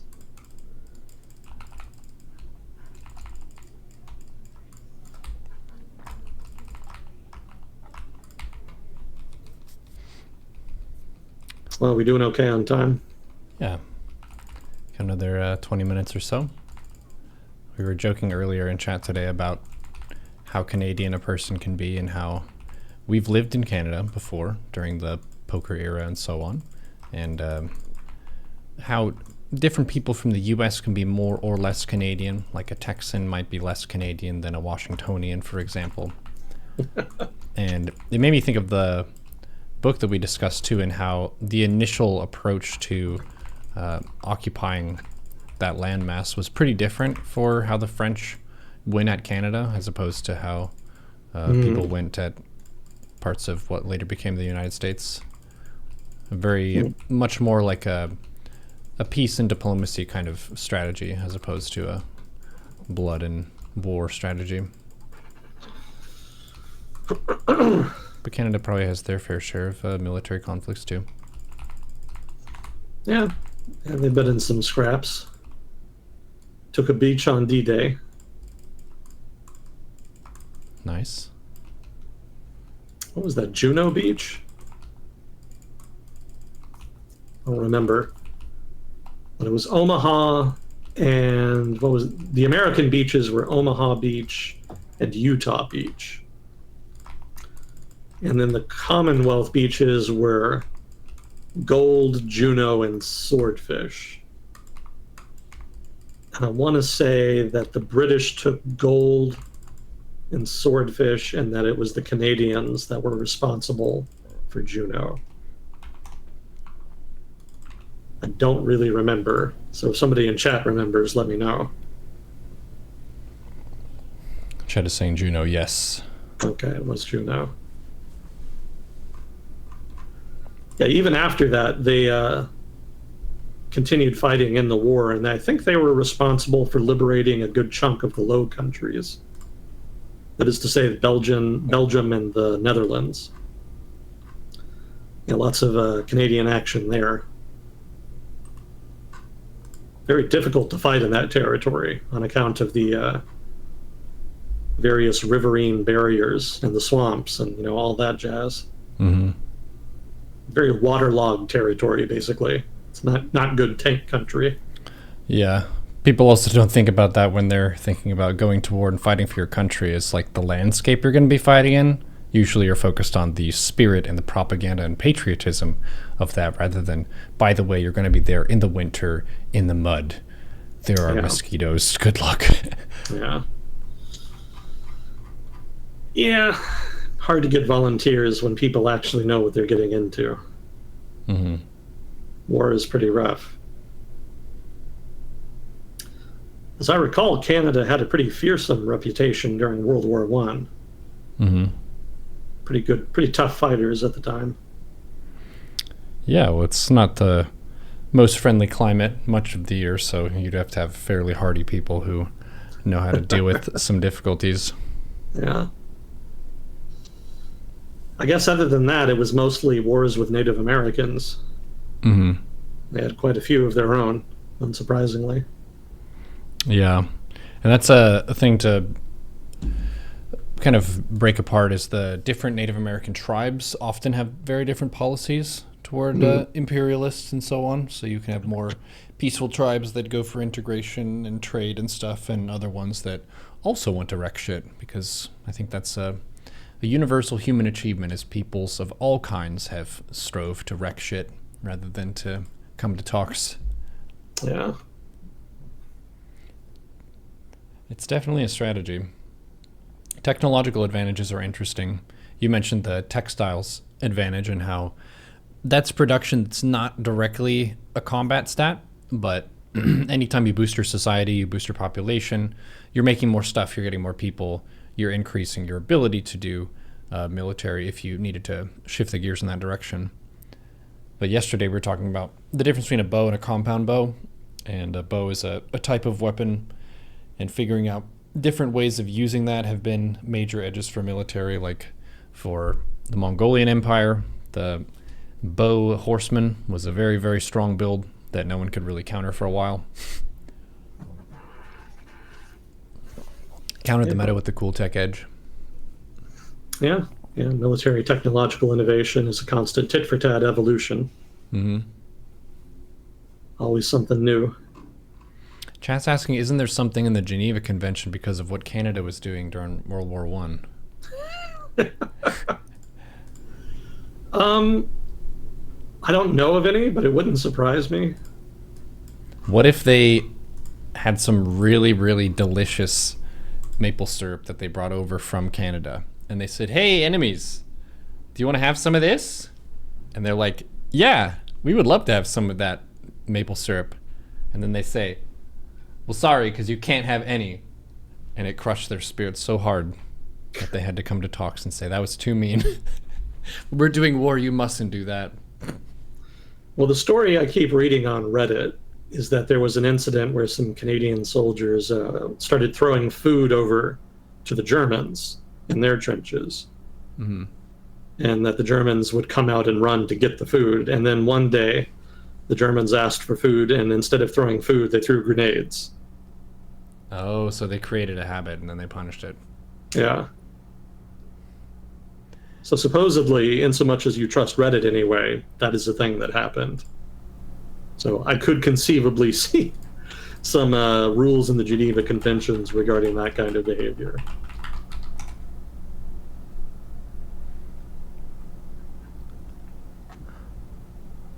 Huh.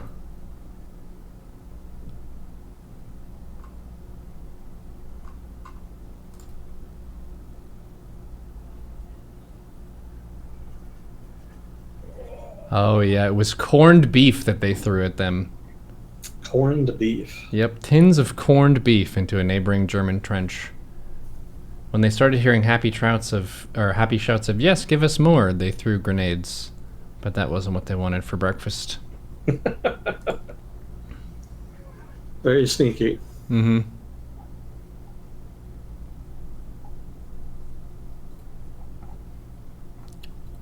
Well, did you want some stupid Malay shit? Hell yeah. What's the stupid shit this week? So, there was a libertarian elected president of Argentina, Javier Milei. Mm-hmm. And so he's been in trouble lately for some insults that he has casted on some of his fellow Latin American leaders. Mm-hmm. So he did an interview with CNN, which has not technically been released, but some of the preview snippets have shown him calling the president of Colombia a quote-unquote murdering terrorist. Whoa. End quote. The president of Colombia is a former member of a rebel group called M19, I think it was. Mm-hmm. So he has some history as a radical. But I think most leaders are pretty tactful about that, and Milei has apparently decided not to be. Mm-hmm. So Colombia has responded to that by expelling a number of Argentine diplomats in Bogota. A minor diplomatic kerfuffle, but it's probably not doing anything to ease the minds of Milei's critics in Argentina about his stability. Yeah, seems like a shoot from the hip kind of guy with that language. Yeah. He also said the current sitting president of Mexico was quote-unquote ignorant. And he said Pope Francis was, quote, an imbecile who defends social justice, end quotes. Wow. Anyone else you have harsh words for? What about the Dalai Lama? You could yell at him too. No, that's all I had. But that seems like quite a bit. Yeah. As is. He's casting a wide net of shade. Yeah. He's thrown out there. I don't really have any updates on Argentina generally. I think the government is still trying to get certain reforms past the legislature, which hasn't been happening. Mm-hmm. I think in general, the macroeconomic statistics have been improving, but the overall standard of living has still been falling. Mm-hmm. So we'll see if there's some kind of convergence there over the coming year. But for now, it's not great. Pretty rough going still.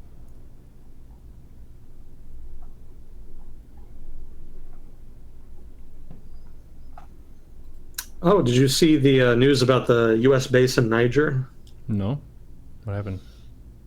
Well, I don't know how much of this you remember. We've talked about it before, but the U.S. has a drone base in Niger, and it's been using it to project force in the Sahel in Western Africa to help various governments there deal with bandits, insurgents, Islamists, what have you.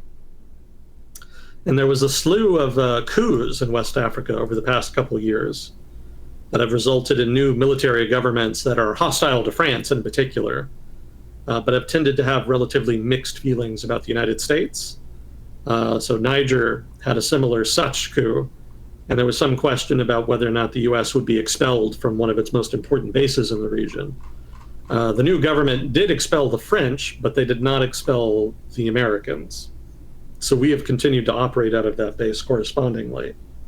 However, the Niger government did announce that it was going to ask the United States to leave Niger, specifically the drone base in question.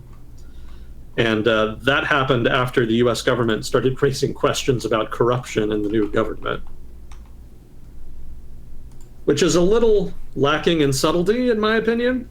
If you're not going to ask us to leave, but then suddenly ask us to leave when we start criticizing corruption, it looks a little guilty.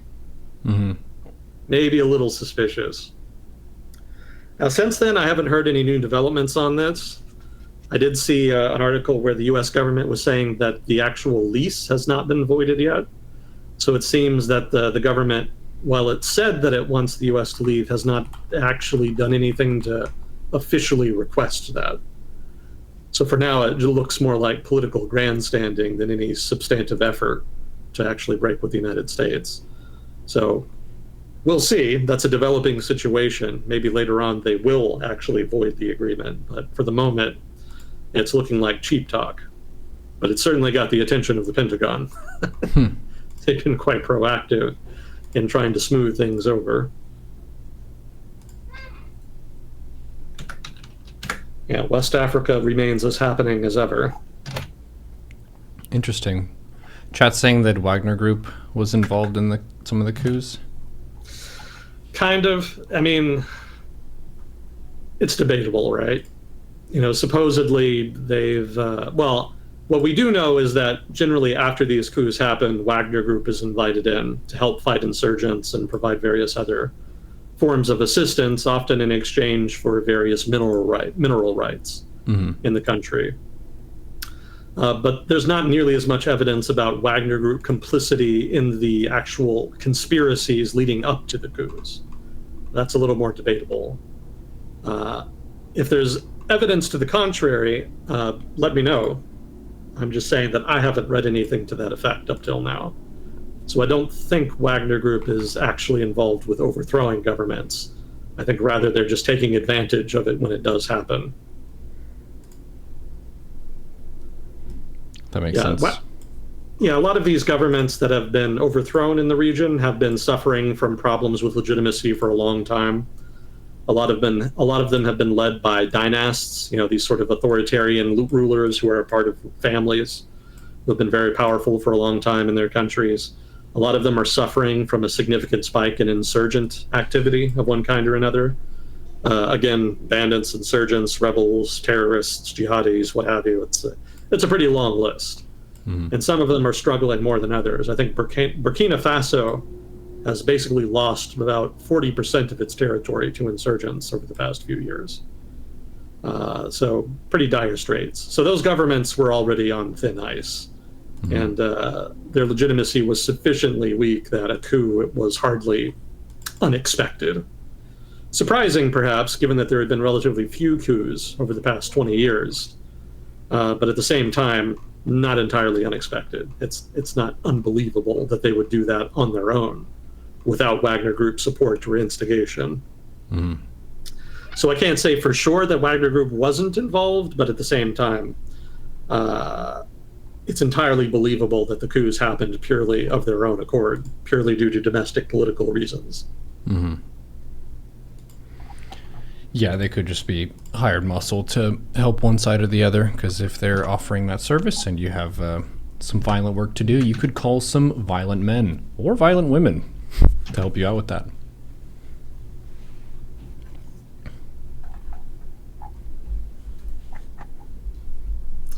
I think that's it for questions. Nice. Was there anything you wanted to get to?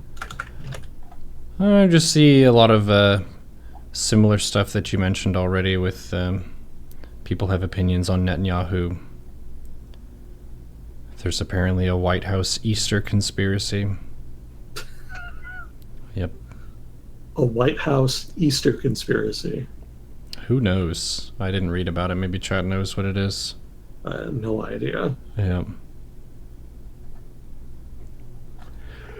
One thing that's been kind of an interesting point is just seeing how the propaganda for being pro-Palestine or not bleeds into social media.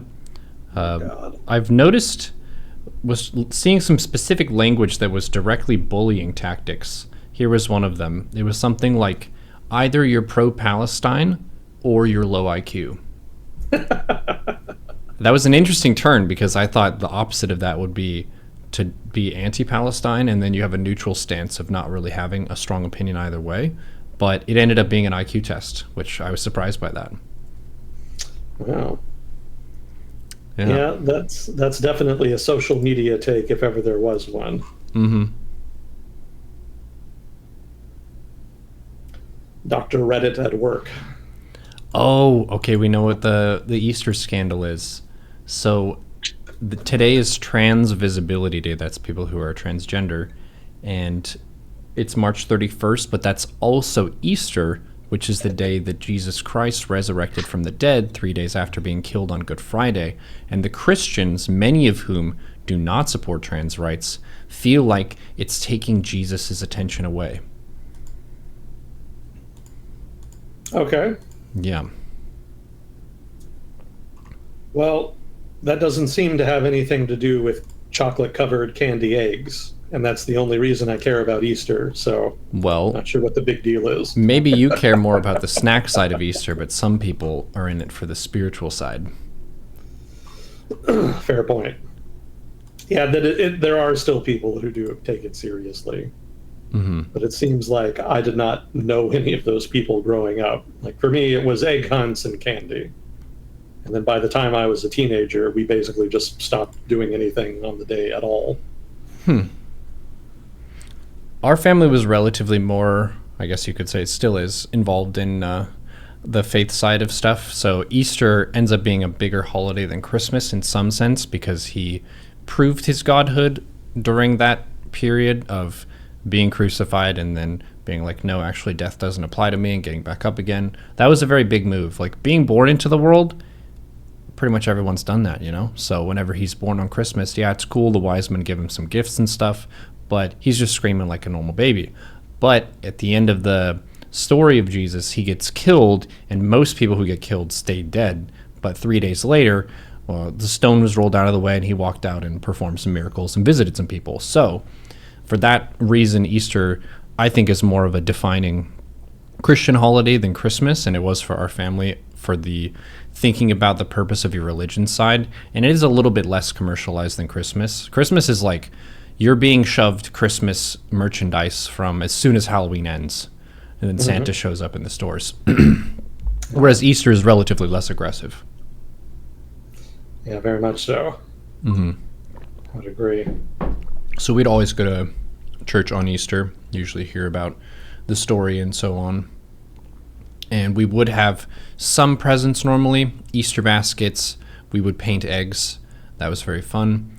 One of our defining funny moments as children was, I think I'm probably about 6 years old and my brother is 4. And we're using this food coloring and stuff to paint these eggs. And I'm a young child and I'm worried for my brother. I say, don't drink that. That's poison. And my mom was like, it's not poison, but if you drink it, it'll make you very sick. And to me, in my head, that was the definition of poison. So I was like super confused about something that is unhealthy to drink, but it's not technically poison. I just thought anything that was unhealthy to drink was poison. Yeah. He probably would have survived it. And if you were trying to poison someone with the food coloring from painted eggs, it probably wouldn't kill them. So you'd be disappointed. So my mom was correct, but I was also on the right track of you shouldn't eat that.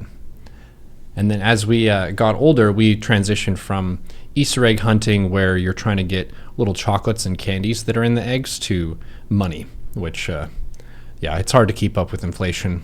The value of money and snacks move at different paces, so you can't really shove $5 worth of candy into a small egg, but you can roll up a dollar bill pretty well. Yeah.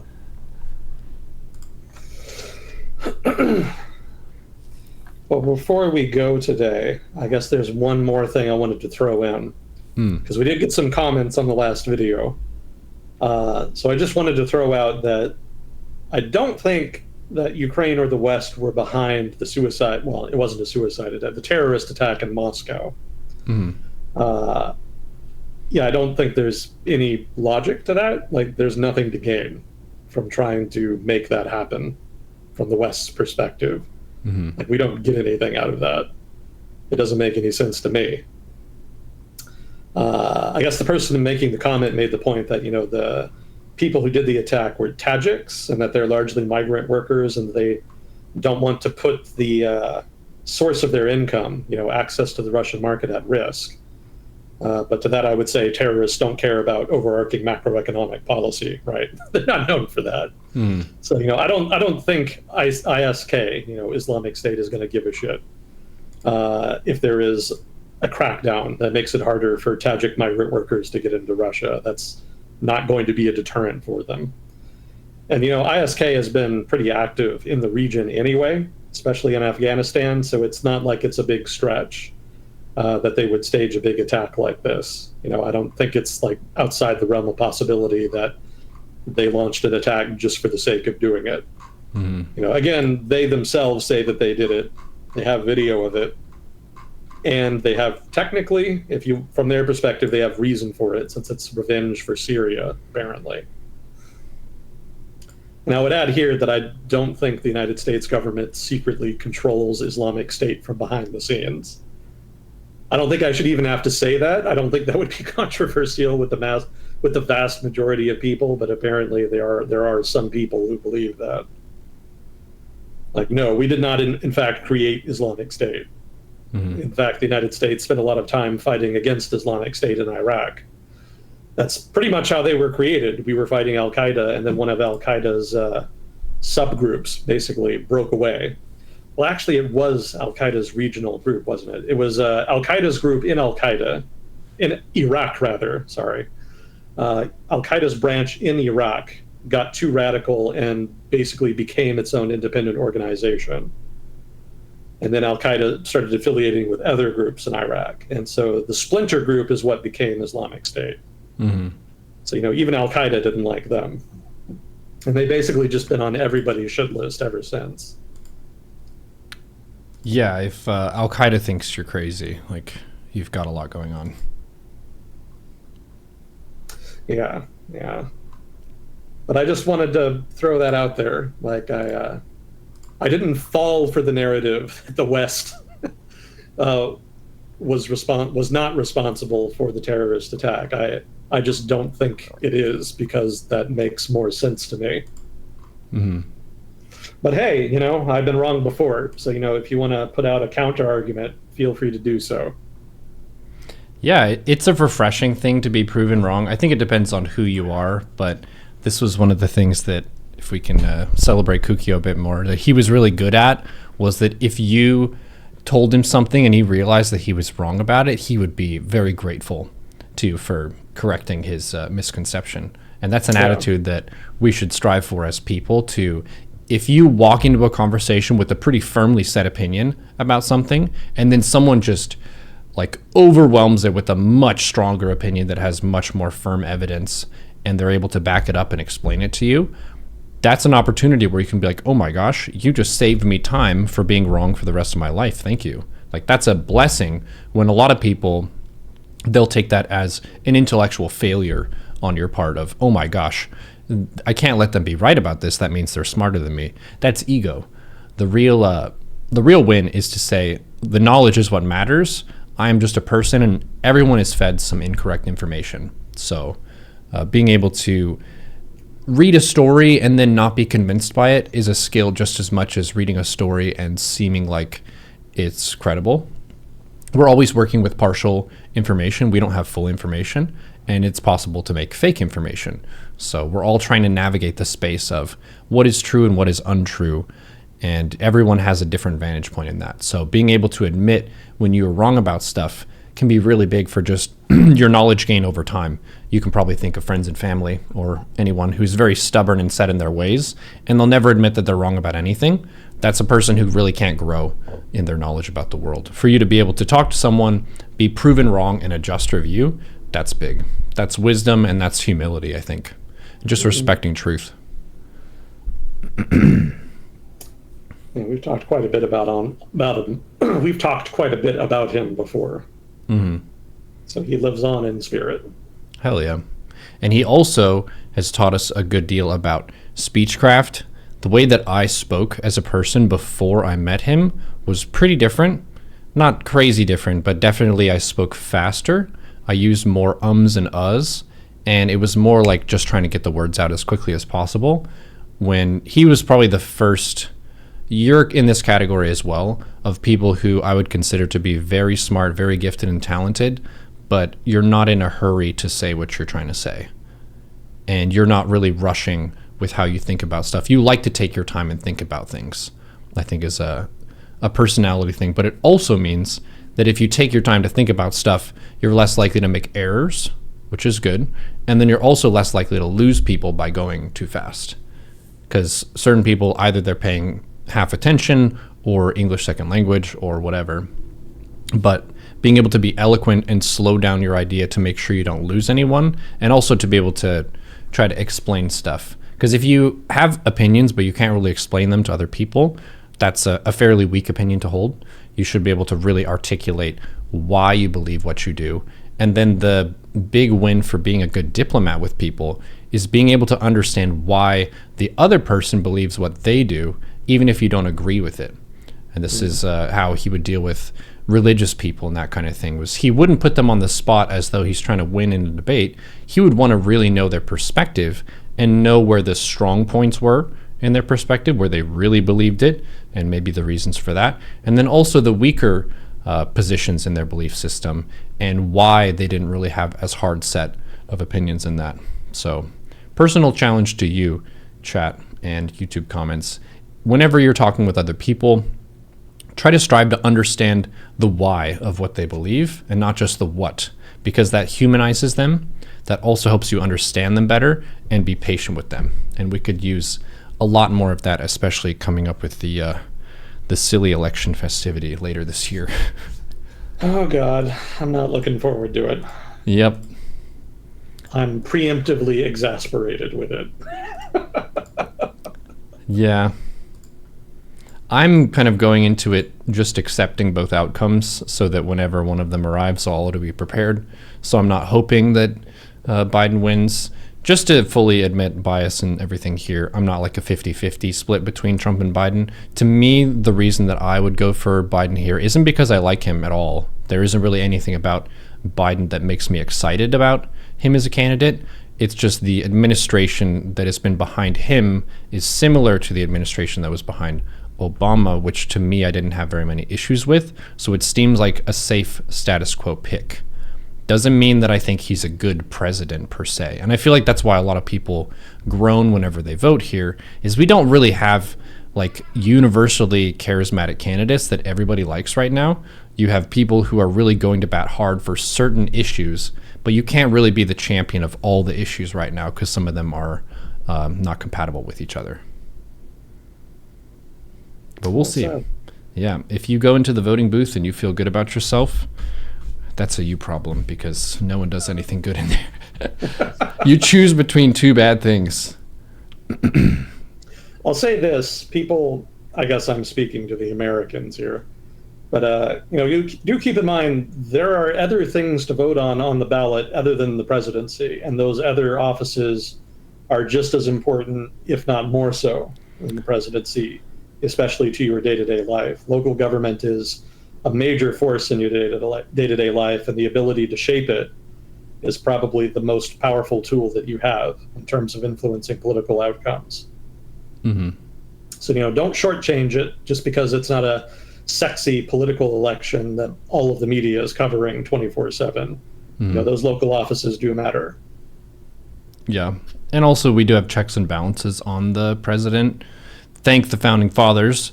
So the president doesn't control everything. That means when the economy goes up and down, it's not necessarily the president's credit or fault. There's so many other factors at play, the other branches of government, that kind of a thing. So I think that's the sobering thought, is to remember that regardless of which president we get in the seat, we still have all the other systems that will prevent them from going full stupid and wrecking too much stuff. And also, wrecking stuff does take some energy, and you need to get cooperation from other people. So you can only be so crazy. I feel like we somewhat can hold each other back. We can hold each other back, but only if we respect the written law. Rule of law is the thing that makes institutions work. And if somebody says that they don't want to play the game anymore and they're just going to ignore the law, then you have problems. Right, that makes sense. And that is one of the principal concerns among critics of Donald Trump, because he kind of seems like the kind of guy that doesn't give a shit about the rules so much. So a lot of the critics of Donald Trump are not entirely confident that he would not just shrug his shoulders and say, fuck it, I'm just going to ignore what the law says, what the Supreme Court says, what the legislature says, and I'm just going to do what I want. And if anybody wants to stop me, they can try, and we'll just see who wins. That's a really great way to destroy institutions, and so the kind of political instability that brings down nations, and has been bringing down nations since time immemorial. So, even if you support Trump, at least recognize that that concern is rooted in considerable historical experience. It is not just people being stupid about politics, although there are, of course, people on the left who do that.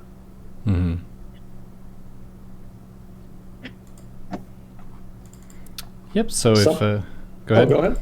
Well, I was just going to say, somebody in chat made the mistake of bringing up the Free Syrian Army, and so that has me wanting to talk about Syria, but we're about to wrap up, so I'll try to resist the temptation here. I'll just say that Turkey actually supported the Free Syrian Army way more than the United States did. The Obama administration was famously, if not notoriously, reluctant to get involved in Syria. So yes, there was some attempt by the Obama administration to support rebels, but it was just a disaster. It went nowhere. And there was actually two different efforts by the CIA and the Defense Department. The Defense Department's attempt was an absolute fiasco. That was the one where the rebels crossed the Jordan border and then were immediately detained and disarmed by Islamist rebels. So that was a clusterfuck. The CIA effort was better run, but relatively limited. It was pretty clear that the Obama administration did not like the idea of supporting the rebels, given how many Islamists were among their number. So most of the support to the rebels came from Turkey, maybe Qatar, maybe some of the other Gulf states. The U.S. was largely in the back seat in that regard. And I don't know that the Free Syrian Army actually produced very many of the people who ended up joining Islamic State. The Islamic State was largely Iraqi.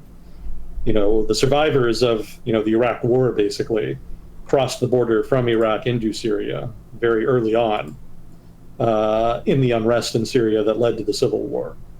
So they had been there for a while, and they kind of largely just built out using local Islamists as their support.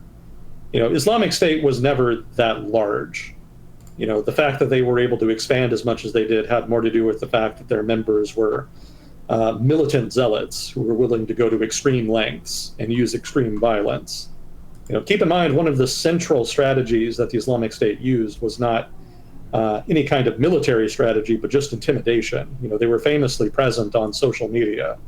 It seemed like every other week they were publishing some new horrific thing that they were doing to people who they believed opposed them or who were not being sufficiently Islamic. And the result is that a lot of the territory they took without having to fight for it, because people would just run away. They could pretty easily steamroll what little opposition there was. So that was as true in eastern Syria for much of the Syrian civil war as it was for northwestern Iraq when they eventually blew into there. But a lot of their membership was either in territory they were in Syria that they had first moved to, or they were Iraqi. The Free Syrian Army was largely northwestern Syria, not eastern Syria. Maybe some northern Syria too. And while there certainly were and are Islamists in the Free Syrian Army, their affiliation with Islamic State was pretty minimal. Al-Qaeda was actually the bigger problem in the Free Syrian Army. And that's actually still a problem today. There's actually a big feud between Free Syrian Army and al-Nusra, which is Al-Qaeda's main affiliate in Syria. That's been ongoing for several years now, and they very frequently fight with each other in Idlib province, which is the main territory that the Free Syrian Army still controls in Syria. But not so much the Islamic State. Al-Qaeda, yes. Islamic State, no, as far as the FSA. So without getting into a larger conversation about the course of the Syrian civil war, I'll leave it at that. If somebody wants to talk about it more, feel free to bring it up next time. Very good. Well, it's been starting to warm up here in LA, but we have a very mild climate. Have you been able to get your walks and stuff in? Yeah, I did it today. Nice, good job. Yeah, it only takes 20 minutes, so I'm not out all that long. Mm-hmm. And it's still cool enough that it's not a big deal. The push-ups are a bigger problem than the walks. I'm still kind of getting used to that. I think it's been getting a little bit easier. Mm-hmm. But yeah, my fat body and my weak upper body strength are not a good combination in that regard. It's okay. It can be worked on. One push at a time. There you go. That's the plan. Fuzzy Cord walked over 4 miles today. Nice. Well done. Walking is very healthy. There was a gentleman who lived in the house kind of above us whenever we had that basement suite in Surrey, and I think they were Sikh, was their religious persuasion, so they had like the cool turban and stuff. And there was this old ass guy, I think he was the grandpa of the house, who he had like white facial hair and everything, so I would guess he was senior, maybe 70 something, but he was very sharp, very quick-witted. And one thing that you see a lot of, at least in the neighborhood we lived in, was a lot of people who are just in the routine of going for a walk every day. They just go for a walk, and you see this old person just going for a walk, and you're like, huh, do they like going for a walk, or are they doing that for their health? Because it's good for both. It really improves your cognition. It gives your like limbs and everything something to do.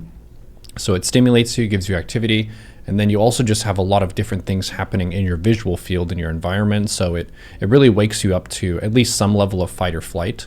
If you're not at rest and you're not in shelter right now, so you do have to be more attentive. So walking is very, very good. I think they say that like for the average person, the biggest benefit to their daily fitness routine would just be to add in a little walk. I should do it more, to be honest. I lift currently, and that's really good, but having some cardio where you can relax but also exert yourself slightly is really good for getting your headspace clear and thinking about what your goals are and that sort of deal. What do you think about when you go for a walk? Do you listen to stuff? Do you read? Do you just think? I don't think I've ever been that consistent. I think when I first started, I just didn't do anything. I would just walk and think about whatever random shit entered my head. Probably something that I'd read recently. More recently, what I think starting a year or two ago, I would take the radio with me, and I would just listen to that. And generally NPR. Nice. Listen to the news or something, but a lot of the time they would be doing like some weird game show shit. So that was okay, but it wasn't really what I wanted. So I think recently this year, what I started doing is I started taking my smartphone with me, since I was finally able to figure out how to download files and get them to work without interruption. I was having an issue with the phone shutting down, going into like sleep mode while I was playing whatever the file was, which is a problem when you're walking. So I solved that issue, so I've been listening to podcasts while I do the walk more recently. Nice. Yeah, I was listening to a podcast episode of a series sponsored by the Center for Strategic and International Studies. And they had a guest podcaster from India who specialized in India's semiconductor industry. They were interviewing him and talking to him about the history of India's industrial policy relevant to integrated circuits and semiconductors and whatnot, and why India's software industry in particular, as relevant to semiconductors, has been as successful as it has been, and why it's been more successful than the hardware side of the business in India. It's actually pretty interesting talk. I ended up listening to it over like 3 separate walks, though, because it was so long. Wow. But yeah, it's been pretty fun. You're very knowledge-seeking. I think that's one of your superpowers. A lot of people seek things that are not good for them, and you could argue maybe that not everything that you personally seek out is productive and that kind of thing, which is valid. Which is valid. It's more productive than what I pursue anyway. But people pursue a lot of other stuff, such as drama. They'll be trying to figure out who said what to who and who pissed off who and who's in the good graces and who's not. Like, they really try to figure out all of that. They call it tea these days. What's the tea? And then there are other people who are aggressively in the pursuit of booba or other things similar to that. And that's a valid pursuit as well. But different people are naturally gravitating toward things depending on their personality, you know? Some people want snacks, they gravitate toward that. But knowledge for knowledge's sake, it's a lofty and cool thing. And it doesn't always pay off, which is why I think some people are turned off by seeking knowledge, is you don't necessarily apply all the knowledge you get. Because say you probably apply like less than 1% of everything that you know, but sometimes you might need to use it. And also it does add to the repertoire of things that you can talk to people about to some extent. So that kind of adds to your intellect score, your value in that sense. It's very fun to talk to you. There was chat that was asking about like what you do and that kind of thing and what your credentials are. And I told them, well, Agent Smith isn't rolling in government cash doing crazy assignments, but he does review PhD papers, which aren't the easiest papers to review. Yeah, proofreading and editing can be a little more challenging in that regard. Yeah, it's probably more technical than third grade reading level, I would guess. Yeah, I try to pursue knowledge, but that, I'm not going to pretend like that's exclusively what I do. There's definitely much less productive competing interests there. There's probably just as much erotica and fast food in that mix as well. This is the way. There you go. Pretty good. What if Agent Smith is simply Neuro's CIA handler? What if it's the opposite and I'm the handler and he's CIA? There you go. You can't prove it. You can write a conspiracy about it and we'll grade you on it, of how true it is. That's why you got me doing these walks, so I can eventually be groomed into doing more physically demanding assignments. This is the long con. You're going to play old Bond. Like 15 years from now. We just need to get you doing a couple more push-ups every year. Then you're going to be an old, grumpy James Bond. An old, fat, grumpy, retired James Bond. Yeah. I believe it. There you go. Well, chat, thank you for being here. Agent Smith, thank you for your expertise. As always, if we made any mistakes, please do correct us. And we will see you all on the next episode of World Discussion with Agent Smith. Yeah, thanks again. Always a privilege. Talk to you next time. Do your walk and push-ups again.